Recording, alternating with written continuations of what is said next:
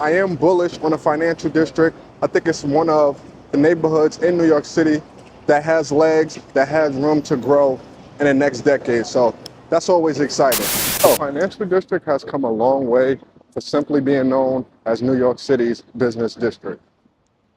Today, it has evolved to being known for luxury real estate, waterfront views, and for being known as one of New York City's most convenient neighborhoods. My name is Chris Jordan. I'm a luxury real estate agent here in New York City. And in this video, we're going over the pros and cons of living in New York City's financial district. First things first, when it comes to the geographic makeup of the financial district, it's on the southern tip of Manhattan. You have Battery Park to the west. You have Tribeca north of the financial district. Then you have the East River East and the New York Harbor south of the financial district. Next thing we'll talk about is the neighborhood vibe of the financial district, because I do believe that the neighborhood vibe of the financial district is very unique, right? So during business hours and weekdays, you do get a lot of foot traffic. As the business hours wind down and we get to the weekends, it is significantly less foot traffic, but that doesn't mean that the neighborhood shuts down. I think with the evolution of Stone Street and the South Street Seaport, you still get that neighborhood feel. You have waterfront views, outdoor dining, Pier 17, you have entertainment. So the neighborhood don't just completely go shut after business days, but it is a much more vibrant neighborhood during business hours and weekdays.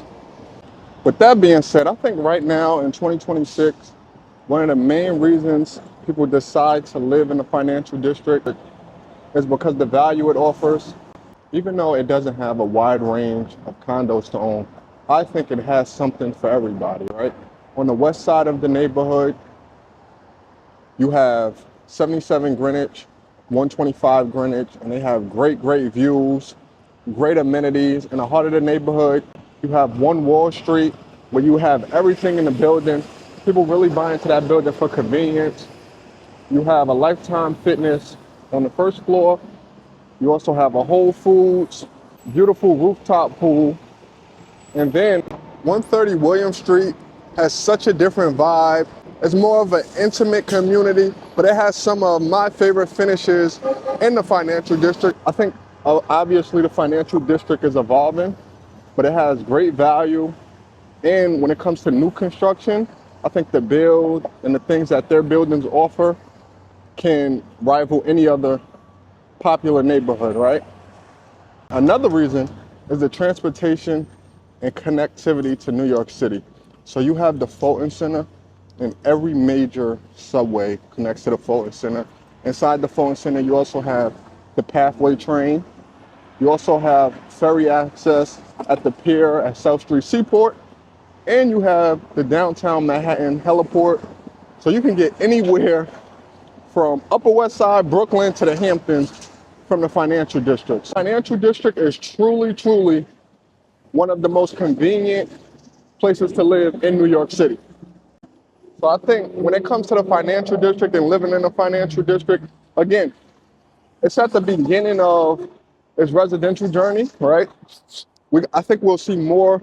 The financial district have a lot of rentals, but I think we'll see more buildings and more office buildings converting into condos as we go. But right now, I think if you're looking for value and you're looking for connectivity to the rest of the city, you can't go wrong with the financial district. But with that being said, again, it still has to evolve. I think if you're looking for trendy restaurants and boutique cafes, the financial district don't have that right now. I think the financial district food options are very underrated. Again, between Brooklyn Chop House, Industry Kitchen, Capitol Grill, those are some of my favorites in the financial district. I just think food is a high bar in New York City. So people don't think about these restaurants when they think about the top restaurants in the city. But me, personally, I don't think the financial district food options are as bad as people perceive them. But again, that can be just my opinion. I say that to say I am bullish on the financial district. I think it's one of the neighborhoods in New York City that has legs, that has room to grow in the next decade. So that's always exciting. So with that being said, I always tell my clients, if you're interested in getting value, getting in a neighborhood early, while also having great transportation and connectivity to the rest of the city, then the financial district is worth considering. My name is Chris Jordan. I'm a luxury real estate agent here in New York City. This was a quick recap on the financial district. I think I did most of the major neighborhoods. I know I have Dumbo coming soon. If you guys want a more in-depth recap or guides of neighborhoods, just let me know. I try to make these quick. But if you're thinking about moving to New York City in the next 6 to 12 months, you have any questions, shoot me an email.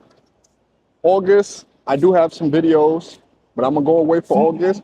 And again, let me know if you guys want longer videos on these neighborhoods, because when I come back, I can make that happen. Thank you for joining me.